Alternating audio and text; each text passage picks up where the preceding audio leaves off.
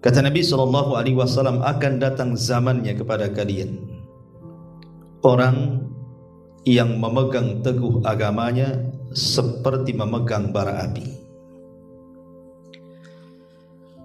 Hadis ini tentu bagian daripada alamatun nubuwah, tanda dari tanda-tanda kenabian. Artinya bahwa hadis ini tersirat pesan kepada kita sebagai umat akhir zaman, bahwa siapapun di akhir zaman yang berpegang dengan agama dengan sebetul-betulnya memegang agama, maka dia akan merasakan seperti sabda Nabi SAW, yakni dia akan memegang seperti bara api. Kalau kita lihat secara hakikat bara api itu, tidak ada manusia yang sanggup memegangnya. Siapa yang bisa memegang bara api? Antum ambil kayu kemudian bakar. Ketika merah-merahnya itu, arang itu, antum pegang, kira-kira bisa tidak? Mustahil. Karena sifat bara api itu pasti panas. Sifat bara api itu pasti akan sakit dan mungkin juga melepuh tangan kita kalau memegang bara api itu. Tapi tentu maksudnya di sini bahwa nanti umat di akhir zaman itu agama mereka akan digoyang. Ada di antara mereka sampai melepas agamanya, betul-betul dia lepas agamanya. Tapi ada juga yang kemudian mulai malas untuk memegang agamanya, karena tadi kalau dia memegang agamanya maka akan berbagai macam musibah, bala, ujian datang kepadanya sehingga dia makin lemah untuk memegang agamanya. Ma'asyiral muslimin yang dimuliakan Allah Azza wa Jalla, kita lihat di zaman Nabi SAW, saat Nabi SAW periode Mekah, 13 tahun Nabi SAW berdakwah di kota Mekah, menyampaikan kalimatul la ilaha illallah, tauhid. Ketika Nabi SAW menyampaikan kalimat tauhid, maka Islam yang dibawa Rasul, agama tauhid itu dianggap asing kan? Bahkan mereka mengatakan, aja'alal alihata ilahan wahid, inna hadha la syai'un ujab. Apakah engkau akan membawa satu Tuhan saja wahai Muhammad, dan kami harus membuang banyak Tuhan seperti Lata, Uzza, Manat, Khubal dan yang lainnya? Tentu ini agama yang aneh. Artinya bahwa permulaan Islam yang didakwahkan Rasul itu dianggap aneh. Dan Nabi SAW mengisyaratkan bahwa keanehan Islam atau keasingan Islam itu akan terjadi di akhir zaman. Makanya Nabi mengatakan, bada'al Islam ghariba wa sayaudu ghariba kama bada'a fatuba lil ghuraba. Kemunculan Islam di permulaan itu asing dan akan kembali asing. Tapi beruntunglah orang-orang yang dianggap asing, kata Rasul. Kita lihat bahwa perjalanan dakwah Nabi SAW di permulaan dakwahnya, dan juga para sahabat Nabi SAW yang ikut memeluk agama yang hak kepada Nabi SAW, maka persis yang disabdakan Nabi SAW tadi, kal qabid alal jamri, seperti memegang bara api. Sebut saja Suhaib Ar-Rumi, Suhaib Ar-Rumi atau Suhaib ibn Sinan Ar-Rumi radhiyallahu anhu. Ketika dia memeluk Islam, maka dia disiksa habis-habisan oleh orang-orang kafir Quraisy sehingga dipukul depan dan belakangnya sampai hilang ingatan. Suhaib ini hilang ingatan gara-gara hanya memeluk Islam. Diberikan tekanan orang-orang Quraisy supaya menjadi pelajaran bagi yang lainnya, siapa yang memeluk agama Muhammad maka nasibnya sama dengan Suhaib Ar-Rumi. Artinya bahwa lihat tantangan dakwah kala itu. Seorang sahabat Nabi SAW, Suhaib Ar-Rumi, hanya mempertahankan keimanan tapi dipukul sampai hilang ingatan. Walaupun kemudian dengan berjalannya waktu Allah kembalikan ingatan Suhaib Ar-Rumi ini. Tapi lihat bagaimana kondisi saat itu orang yang memeluk Islam. Kemudian juga contoh yang lainnya, Utsman ibn Affan radhiyallahu an. Di permulaan dia masuk Islam, keluarganya tidak terima. Bahkan salah satu paman Utsman ibn Affan ini sampai kemudian mengikat Utsman ibn Affan dengan tikar yang terbuat dari anyaman pelepah kurma, semacam dibungkus kemudian diikat. Kemudian kakinya diikat di atas pohon, kemudian kepalanya di bawah kayak digantung. Kemudian pamannya membakar kayu bakar, bukan untuk membakar Utsman, tidak, tetapi pembakaran itu dekat dengan Utsman digantung. Jadi apabila apinya kemudian padam, apa yang terjadi? Keluar asap. Asap itulah yang sengaja kemudian terhempas angin dan terkena wajah Utsman ibn Affan radhiyallahu anhu. Anda bisa bayangkan kalau ada orang di depan perapian kemudian ada angin dan asapnya mengarah ke kita, pengap kita dibuatnya, tidak bisa bernafas, boleh jadi sakit mata, sakit hidung dan begitu seterusnya. Lah Utsman itu berjam-jam diberikan asap seperti itu. Kita bisa bayangkan betapa tersiksanya Utsman kala itu. Tetapi Utsman ibn Affan tidak bergeming dari keimanannya sampai akhirnya kemudian dilepaskan oleh pamannya. Makanya kemudian Utsman pun berinisiatif untuk hijrah dari Mekah, bahkan memimpin hijrah pertama ke Habasyah karena sudah tidak tahan berada di Mekah. Itu contoh bagaimana Islam ditekan di masa itu. Atau contoh yang lainnya, Mus'ab ibn Umair radhiyallahu an. Mus'ab ibn Umair ini kalau boleh dikata idolanya anak-anak muda hari ini. Selain daripada Mus'ab ini orangnya tampan, begitu digambarkan, kemudian kulitnya terawat, kemudian pakaiannya megah-megah, kemudian orang tuanya bangsawan, apa yang diinginkan dia semua dipenuhi oleh orang tuanya. Dari kendaraan, pakaian, wewangian, bahkan gadis-gadis di zaman itu mereka sangat berharap ingin menikah dengan Mus'ab ibn Umair, saking tampannya. Tapi Mus'ab ibn Umair dia orang cerdas. Kemudian belakangan dia masuk Islam, bersahadat di hadapan Nabi SAW. Ngamuk keluarganya. Akhirnya kemudian orang tuanya membuat jeruji penjara dalam rumahnya.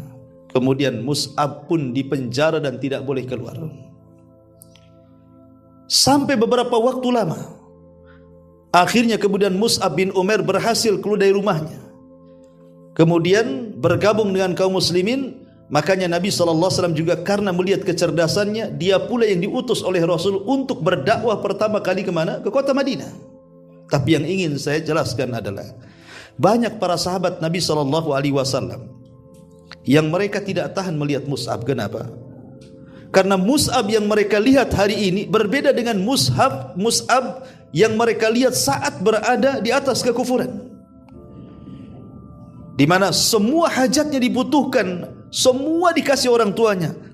Tapi sekarang Mus'ab bukan lagi orang kaya, bahkan kulitnya sudah tidak seindah dulu.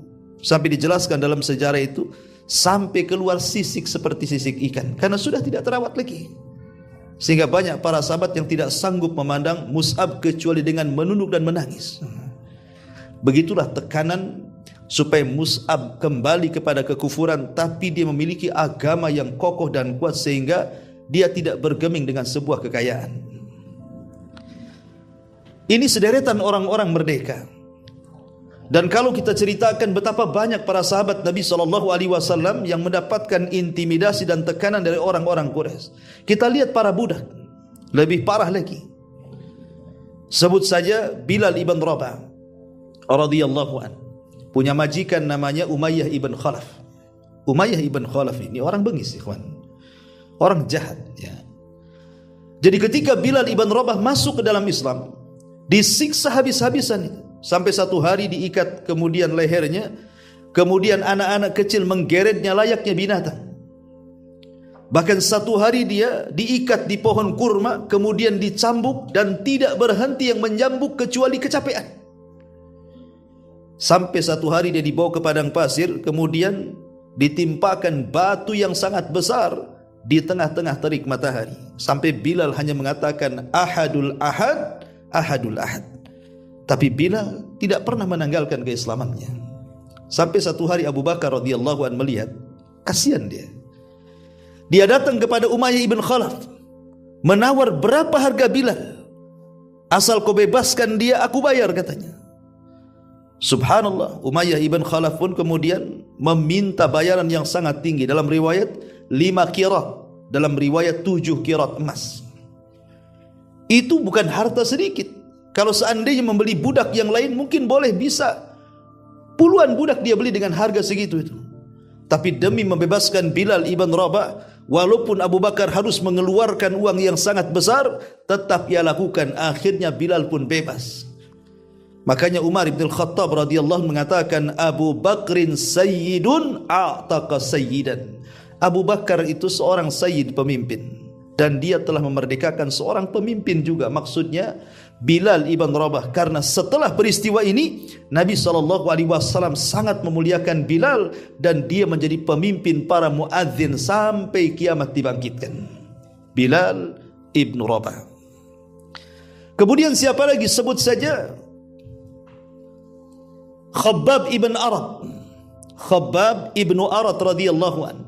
Khabbab ibn Arat ini, ikhwan, majikannya seorang pandai besi, pemilik usaha pandai besi. Anda bisa bayangkan, namanya pandai besi, isinya hanya besi dengan api saja. Itulah pandai besi. Jadi Khabbab ibn Arat ini ketika mendengar bahwa dia masuk Islam, majikannya marah, sehingga dipaksa Khabbab ibn Arat ini murtad. Tapi Khabbab tidak mau. Sampai kemudian majikannya kalau sudah marah, dia ambil besi, dimasukkan ke dalam api sampai merah, kemudian disundutkan ke badannya. Subhanallah. Sampai sejarah menjelaskan tidak ada satu pun tempat di badan Khabbab ibn Arat ini kecuali ada sundutan besi panas di situ. Itu Khabbab ibn Arat radhiyallahu anhu. Sampai di zaman Umar bin Khattab radhiyallahu anhu, Umar ini mengenang bagaimana kebengisan orang-orang Quraisy terhadap para sahabat Rasul. Di tengah-tengah mereka ada Khabbab ibn Arat. Kemudian Khabbab pun membuka pakaiannya. Rupanya tidak ada satu pun kulit di punggungnya, melainkan ada bekas bolong-bolong, bekas tusukan besi panas. Sampai Umar menangis. Tapi begitu sabarnya Khabbab ibn Arat kali itu. Walaupun pernah Khabbab itu hampir putus asa, hampir melepaskan agamanya. Sehingga ketika dia sudah tidak tahan, dia datang kepada Nabi SAW. Rasul ketika itu sedang bersandar di kiswah Ka'bah.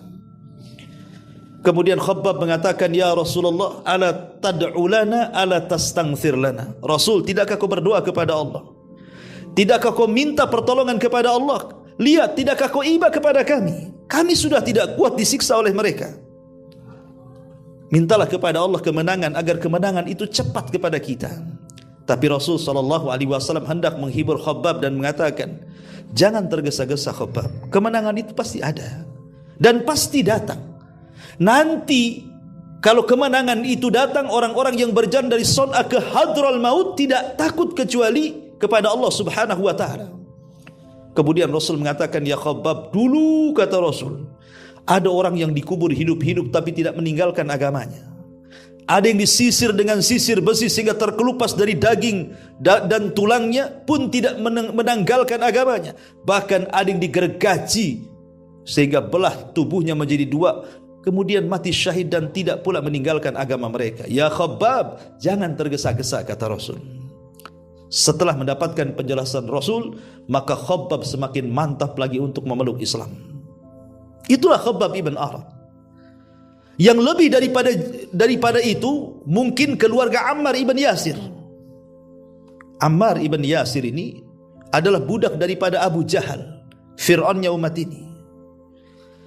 Ketika kemudian Ammar ini memeluk Islam, kemudian Islamnya ditularkan kepada ayah dan ibunya Sumayyah dan juga Yasir, dan ketahuan Abu Jahal, ditangkap tiga-tiganya. Kemudian yang dihadapkan pertama adalah Sumayyah, ibunda daripada Ammar. Kemudian dipaksa untuk murtad, tapi tidak mau dan tetap kokoh dengan akidah Islamnya. Marah Abu Jahal, diambilnya tombak, dimasukkan ke kemaluannya sampai menembus dadanya. Kemudian dia pun mati syahid. Dan itulah manusia yang mati syahid pertama dalam Islam, seorang wanita yang bernama Sumayyah, ibunda daripada Ammar ibn Yasir. Kemudian setelah Sumayyah mati syahidah, maka Abu Jahal kemudian melihat suaminya Yasir dibantai juga sampai mati. Sekarang tinggal anak kecil namanya Ammar. Abu Jahal mengatakan, ya Ammar, apakah kau akan menyusul kedua orang tuamu? Kalau engkau ingin bebas, lakukan dua perkara. Satu, caci maki Muhammad itu sesuka hatimu. Atau yang kedua, pujilah berhala-berhala kami, Lata, Uzza, Manat, Khubal, dan begitu seterusnya. Pada awalnya Ammar ibn Yasir tak mau. Tapi karena dia sudah tidak tahan dengan siksaan Abu Jahal, terpaksa pula dia akhirnya menuruti perkataan Abu Jahal. Sebagaimana janji Abu Jahal, kalau dia mau mencaci maki Rasul atau memuji-muji berhala-berhalanya akan dibebaskan. Setelah kemudian itu dilakukan, Abu Jahal pun membebaskan Ammar ibn Yasir ini. Dengan sedih hati dan menangis, Ammar ini datang kepada Nabi SAW menceritakan. Tetapi Nabi SAW mengatakan, ya Ammar, kalau mereka menyuruh engkau untuk mencaci maki diriku, tambahlah cacian itu. Karena ketika itu turun surah An-Nahl, illa man ukriha wa qalbuhu mutmainnun bil iman. Tidak mengapa orang mengeluarkan kata-kata kufur kalau dalam kondisi terpaksa dan dipaksa, tapi hatinya penuh dengan keimanan. Tapi lihat bagaimana keluarga Ammar ibn Yasir, ini keluarga pertama yang mati syahid, ikhwan. Ini bagian kecil, belum lagi budak-budak wanita seperti An-Nahdiyah, kemudian Zunairah, dan banyak lagi. Kalau kita membuka sejarah orang-orang yang disiksa orang-orang Quraisy ini, luar biasa, teramat sangat banyak. Karena hampir secara keseluruhan para sahabat-sahabat, terutama yang lemah-lemah, maka mereka tidak lepas daripada tekanan ataupun intimidasi, bahkan sampai azab fisik dari orang-orang kafir kepada mereka. Dan ini tidak heran, sebelum mereka sudah ada. Lihat Ashabul Ukhdud yang disebutkan dalam surah Al-Buruj. Wa ma naqamu minhum illa an yu'minu billahil azizil hamid. Tidaklah mereka diazab oleh musuh-musuhnya kecuali hanya mengucapkan kalimat Rabbunallah, Rabb kami Allah. Lah dari sini kita tahu bahwa itulah kondisi Islam di permulaan. Banyak tekanan, banyak intimidasi, bahkan sampai kepada penyiksaan, bukan hanya ideologi, sampai kepada fisik. Lah Nabi SAW mengatakan di hadis yang tadi saya sebut di awal, bahwa kondisi Islam itu akan seperti itu di akhir zaman. Bagaimana dulu para sahabat Rasul memegang Islam itu kan seperti memegang bara api, kan begitu. Kalau mereka pegang dengan betul-betul memegang, lihat akibatnya, disiksa. Makanya banyak para sahabat yang kemudian hijrah ke Habasyah 2 kali. Dan ketika kemudian diizinkan hijrah ke Madinah, semua sahabat hijrah ke Madinah. Kenapa? Karena mereka ingin menghindari permusuhan-permusuhan yang sengit yang dilancarkan orang-orang Quraisy kepada para sahabat Nabi SAW. Lah Rasul ingin menghabarkan ini kepada umat akhir zaman, kepada kita, bahwa umat Islam di akhir zaman sama. Ketika mereka berpegang dengan teguh agamanya, dengan betul-betul berpegang, maka mereka layaknya seperti megang bara api. Semakin dipegang, maka ujian akan bertubi-tubi menimpa dia. Makanya kenapa Nabi SAW sampai mengatakan, di akhir zaman itu ada yusbihu mu'minan wa yumsi kafirah, wa yumsi mu'minan wa yusbihu kafirah. Ada orang di pagi hari dia beriman, malamnya pula kufur. Ada orang yang malamnya beriman, paginya pula kufur. Kenapa? Yabi'una dinahum bi'aradin minad dunya. Karena mereka menjual agamanya dengan dunia yang sangat hina sekali. Gara-gara pernikahan orang bisa murtad. Gara-gara ekonomi orang bisa murtad. Gara-gara politik orang bisa murtad. Jadi sekarang ini kalau kita lihat bahwa begitu rapuhnya umat Islam di akhir zaman itu, kenapa? Karena tadi Nabi SAW menghabarkan banyak kabar kepada kita bahwa umat Islam semakin jauh dari Nabi SAW itu bukan semakin kuat, tapi semakin lemah. Satu hadis Nabi SAW yang dikeluarkan Imam Tirmidzi dari sahabat Thauban kalau tidak salah, Maulan Nabi SAW. Kata Nabi SAW, yushiku an tada'a alaikum kama tatada'a al-akalatu ila qas'atiha. hampir-hampir kalian dikepung oleh musuh-musuh kalian, seperti orang lapar yang mengerubungi satu nampan yang penuh dengan makanan. Sahabat bertanya kepada Nabi SAW, "Ya Rasulullah, amin killatin nahnu yauma idin?" Rasul, apakah memang jumlah kami sedikit kala itu sehingga musuh-musuh kita mengepung kita dari berbagai macam arah? Kata Nabi SAW, "Bal antum yauma idzin katsirun." Bahkan kalian pada hari itu mayoritas, bukan minoritas. Tapi kenapa kemudian yang mayoritas dikepung pula oleh orang-orang yang minoritas? Harusnya secara logika yang mayoritas itulah yang mengepung minoritas. Tapi di akhir zaman terbalik. Justru yang mayoritas dikepung minoritas. Kemudian Nabi SAW menggambarkan bagaimana bisa terjadi. Karena kondisi kalian, kata Rasul, kagutha'is sail, seperti buih yang ada di lautan. Lihat buih itu, walaupun banyak, tidak ada gunanya. Ya. Kemudian Nabi SAW menjelaskan lagi, kata Nabi SAW, wala yanzi'anna fi qulubi aduwikumul mahabata minkum. Allah akan cabut perasaan takut musuh-musuh kalian kepada kalian. Allah akan cabut perasaan takut musuh-musuh kalian kepada kalian. Wala yaqdhifannallah fi sudurikumul wahnu. Tetapi Allah akan tanamkan pada hati-hati kalian penyakit al-wahnu. Wahn itu bahasa Arab, bahasa kitanya lemah, kelemahan. Kenapa bisa lemah? Kemudian Rasul memberikan alasan, karena kalian hubbud dunya wa karahiyatul maut. Terlampau cinta dengan dunia yang berakibat dengan takut akan kematian. Disitulah kelemahan kalian.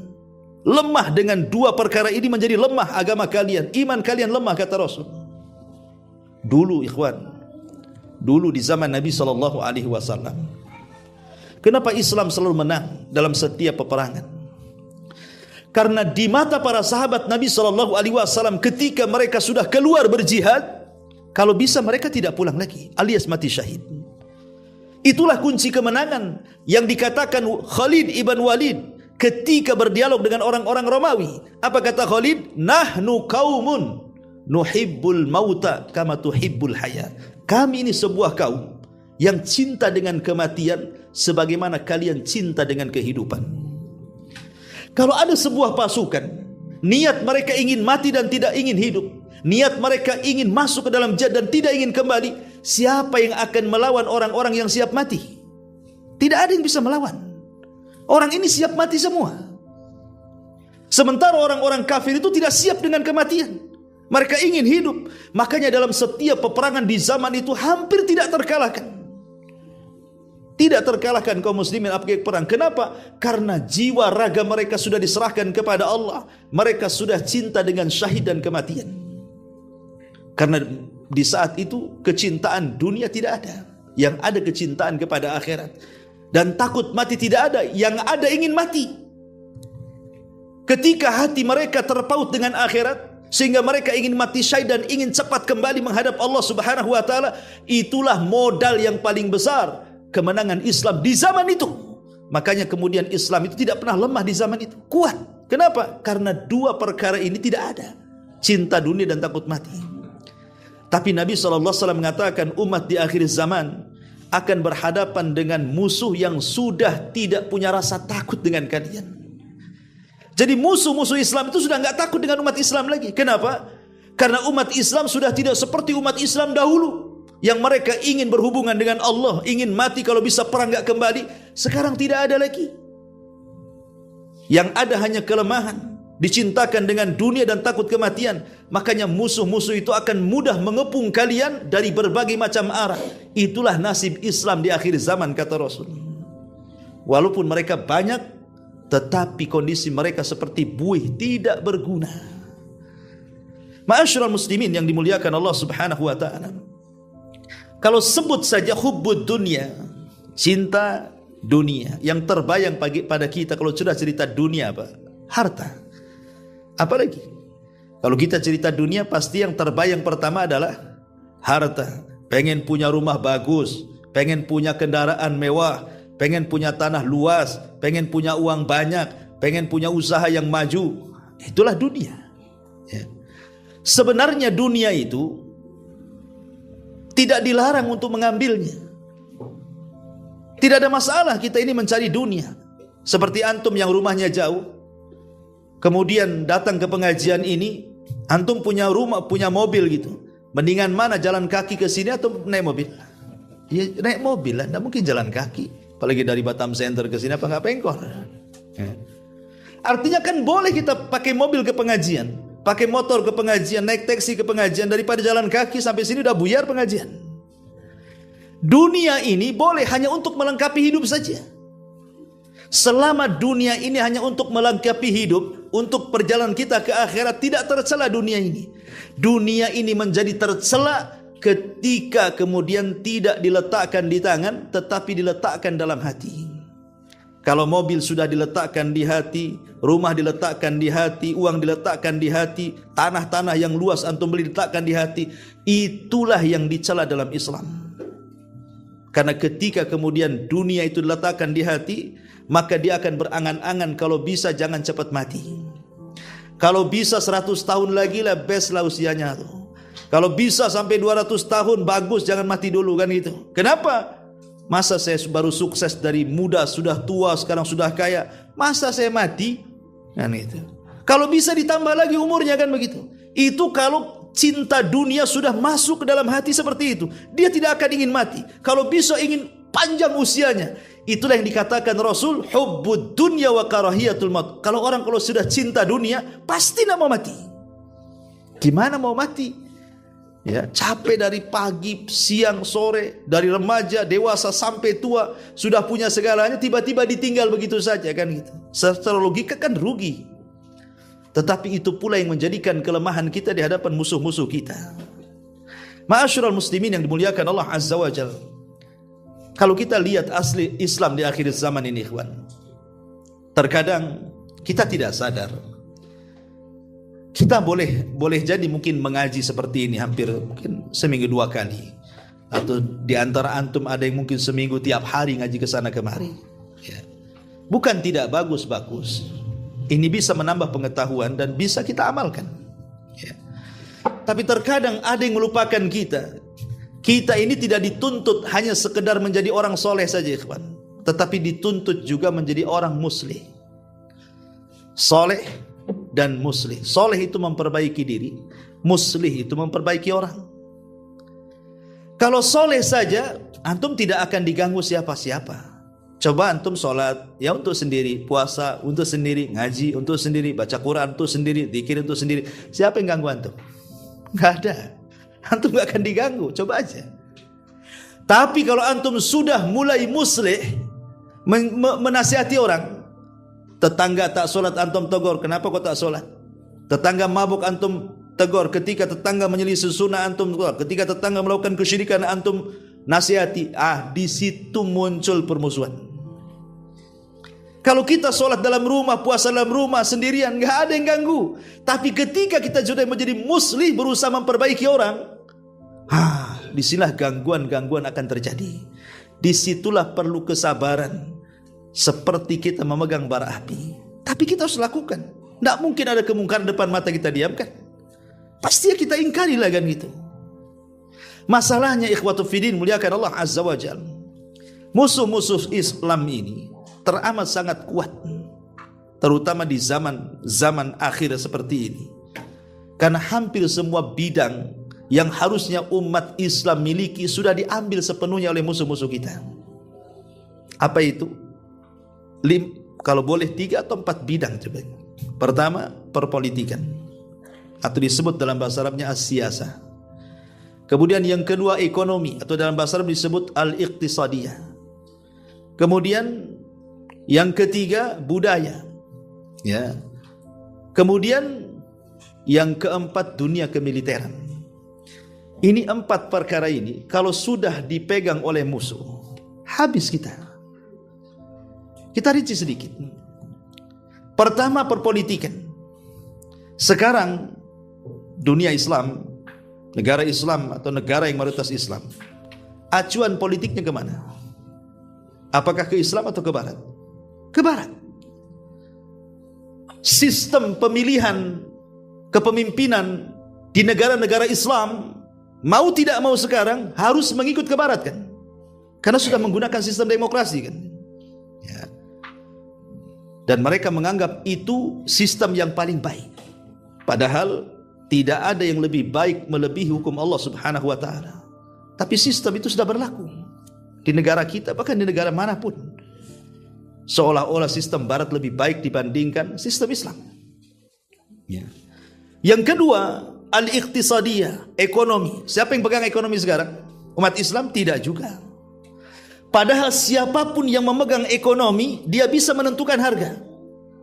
Kalau orang megang ekonomi, dia bisa menentukan harga, artinya bisa mengatur pasar.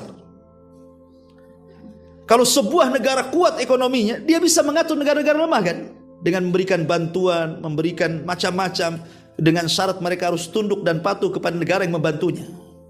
Dan itu sudah terjadi. Ketika ekonomi kita lemah, dicengkram ekonomi yang kuat dari orang-orang kafir, maka kita seperti apa? Ya aturan-aturan main ikut mereka masalahnya. Kemudian budaya dibesar-besarkan, walaupun budaya itu jelas ada unsur kesyirikannya, ada unsur maksiatnya, dibiarkan. Harusnya itu kan ditata dengan rapi. Mana budaya-budaya yang sesuai dengan Islam, mana budaya-budaya yang tidak sesuai dengan Islam, harusnya kan dipilah-pilah tuh. Tapi tidak diangkat tinggi-tinggi. Walaupun dalam budaya itu ada kesyirikan, ada bid'ah, ada maksiat dan macam-macam. Kemudian dunia kemiliteran. Dulu barat itu di masa kegelapan, mereka belajar kepada umat Islam yang ada di Andalusia. Mereka belajar kepada umat Islam yang ada di Turki Utsmani. Mereka belajar kepada umat Islam yang ada di Baghdad. Itu orang-orang Amerika dulu, zaman kegelapan. Tapi setelah kemudian mereka cerdas, belajar kepada umat Islam, mereka balik ke negaranya, maka mereka coba kemudian mengamalkan ilmu mereka dengan mengembangkan pengetahuan, dan akhirnya kita lihat barat itu, mereka sanggup menciptakan berbagai macam senjata yang umat Islam tidak punya. Umat Islam hanya bisa membeli kan sekarang, bukan membuat, membeli ya.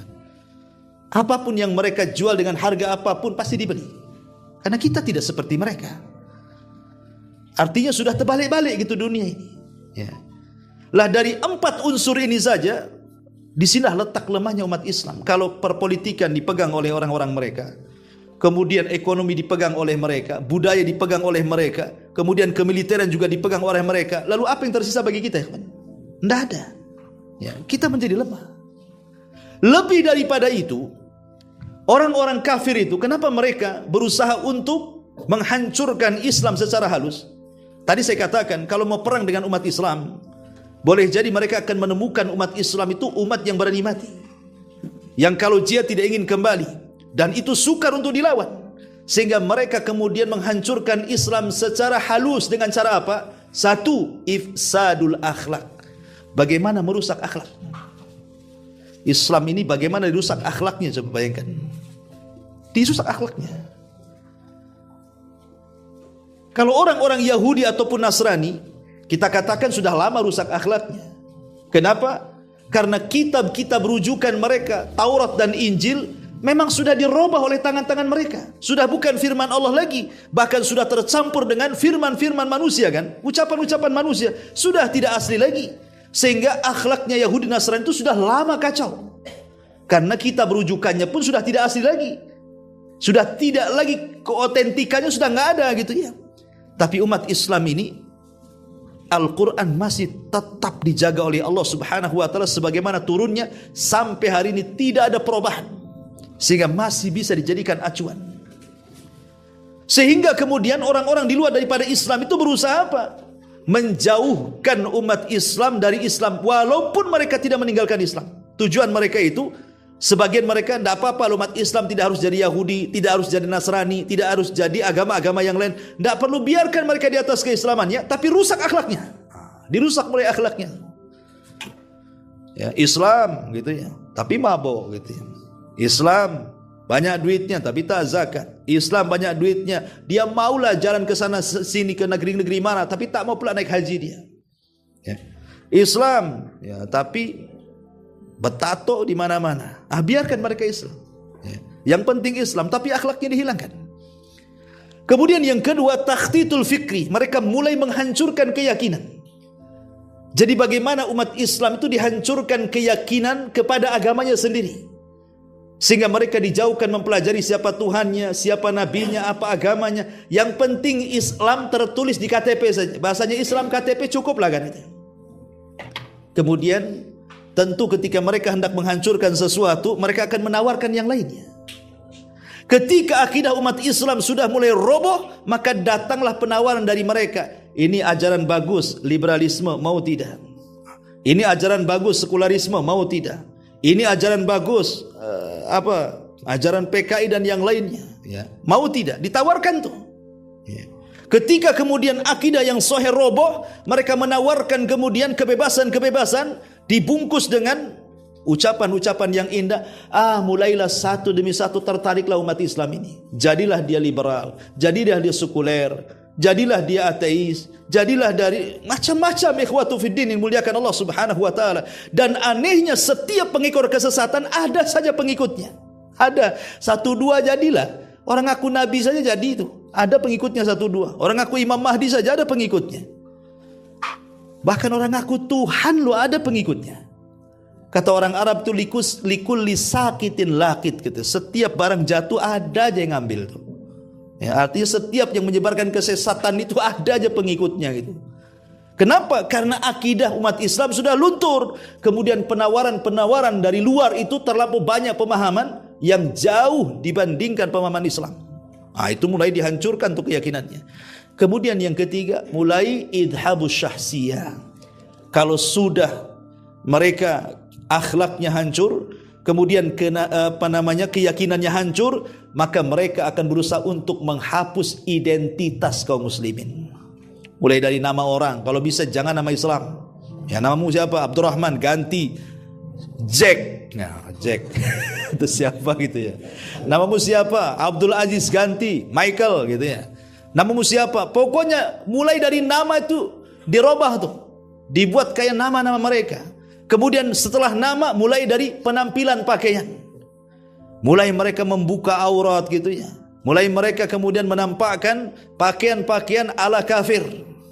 Mulai itu persis seperti sabda Nabi SAW, la tattabi'anna sanana man kana qablakum shibran bi shibrin wa dhira'an bi dhira'in hatta law dakhalu juhra dhabbin la dakhaltum.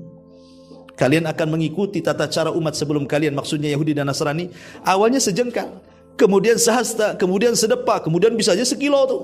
Sampai kalau seandainya ada lubang biawak yang berliku-liku dalam tanah itu, kalian pasti akan ikut di belakangnya, kata Rasul. Dan itu sudah terjadi. Dimulai identitasnya dihilangkan kan. Mulai identitas nama, identitas pakaian, pendidikan, cara berpikir. Dan kalau seperti itu lasnya apa ikhwan? Al-wala. Pasti akan meletakkan loyalitas kepada orang kafir. Ujungnya kan seperti itu. Kalau sudah akhlaknya rusak, keyakinannya rusak, identitas Islam hilang, maka yang tersisa apa? Al-wala bil kuffar. Pasti akan menanamkan loyalitas kepada orang kafir. Kalau sudah begitu hancur Islam. Ya. Lah inilah kondisi-kondisi di akhir zaman seperti ini, kawan. Yang disabdakan Nabi SAW. Kalau kita tidak sabar, terus mempelajari agama yang benar sesuai dengan Al-Quran dan Sunnah, ala fahmi salaful ummah ini, maka kita akan habis tergerus. Maka tanamkan kepada anak-anak kita ini akidah yang benar. Karena tantangan dakwah anak-anak kita ke depan berbeda dengan tantangan dakwah hari ini yang kita hadapi. Tentu akan lebih dahsyat lagi kan begitu. Karena Rasul yang mengatakan sayati alaikum zaman walladzi ba'dahu syarru minhu, akan datang zamannya di mana setelahnya jauh lebih buruk daripada sebelumnya. Inilah di antara nasihat yang bisa sampaikan tentang umat Islam di akhir zaman. Mudah-mudahan manfaatnya. Subhanakallahumma bihamdika asyhadu an la ilaha illa anta astaghfiruka wa atubu ilaik. Allahu ta'ala alam. Assalamualaikum warahmatullahi wabarakatuh.